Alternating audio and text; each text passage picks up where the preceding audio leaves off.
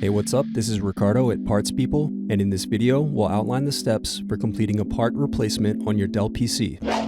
Visit our website and use this coupon for a 5% off discount.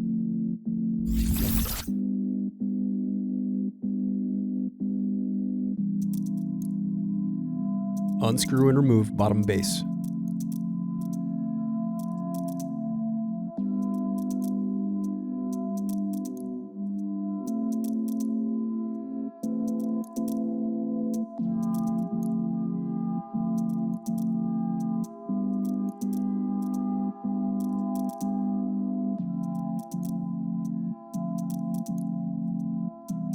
Now unscrew and disconnect battery.